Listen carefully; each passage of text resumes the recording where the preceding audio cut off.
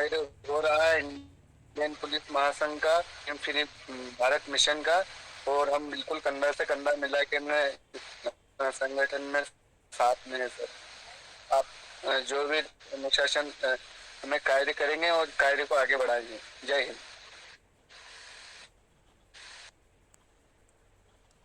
Thank you Ujjain से जगत Prabha sir. और KP Pandey please.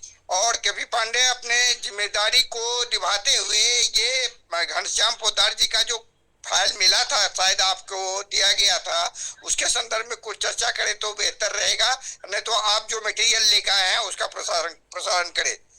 Pandey sir please. हम चलिए, सभी को नमस्कार। अब पहली बात, हम कोई मटेरियल लेके नहीं घूमते हैं, ठीक है। हम जो भी है प्रेजेंट में रहते हैं, वर्तमान स्थिति को भांपते हुए अपने वक्तव्य को रखता हूं। और आजकल थोड़ा सा बिजी शेड्यूल 1 महीने से है करीब, क्राइम फ्री को फिर भी बिजी शेड्यूल होते हुए भी हम वर्क कर किए हैं।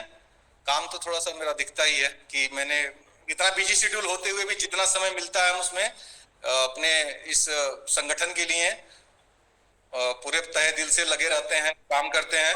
और सभी से एक अनुरोध, मैं इसीलिए सीट पे आया, सभी से एक अनुरोध है।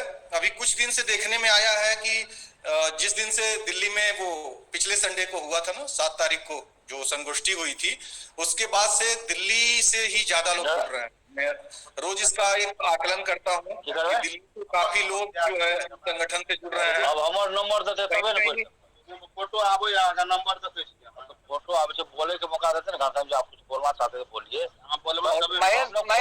महेश जी आपके यहाँ माइक आप कर ले। महेश जी माइक आप कर ले।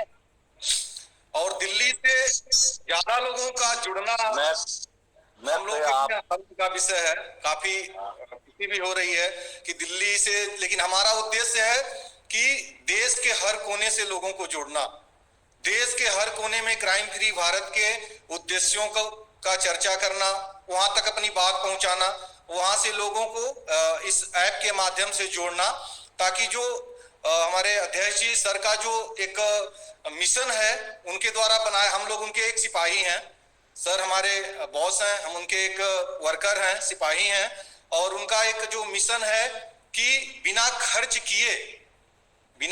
किए जो है हर राजनेता हारेगा।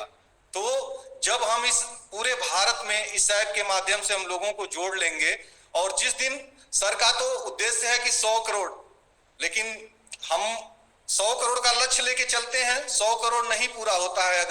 अगर हम 70 करोड़ 75 करोड़ लोगों को जोड़ लेंगे, तब भी हर राजनेता हमसे हारेगा।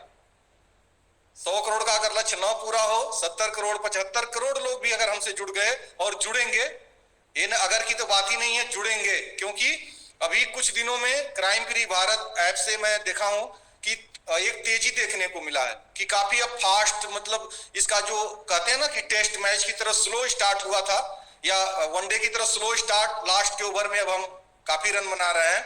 तो इसी तरह से स्टार्ट तो चलिए स्लो हुआ था, लेकिन अभी कुछ दिनों से मैं देखा हूं कि क्राइम फ्री भारत से लोग जागरूक हो रहे हैं, बोल बोल के जुड़ रहे हैं कि सर हमको भी जोड़ लो। पहले लोगों को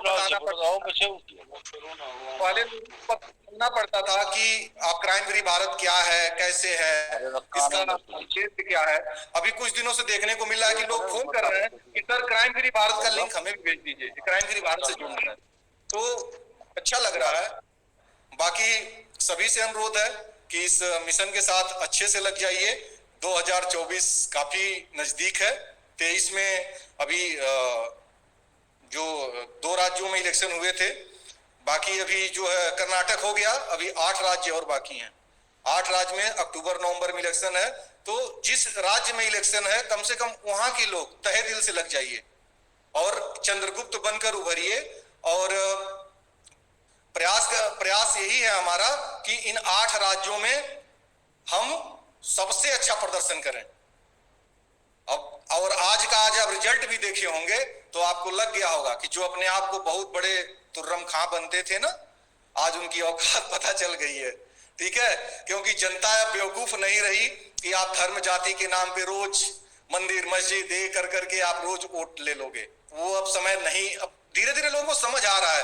आंसू चुहाओगे आप सभा में आके कि हम रो रहे हैं, हमको लोग गाली दे रहे हैं, तो उससे पब्लिक अब पिघलने वाली नहीं है। ये कर्नाटक ने हमको सिखाया है और उम्मीद है कि हर राज्यों में देखने को ये चीजें मिलेगा। बाकी सभी को जय हिंद, और कुछ कहना नहीं हमको, बाकी ठीक है।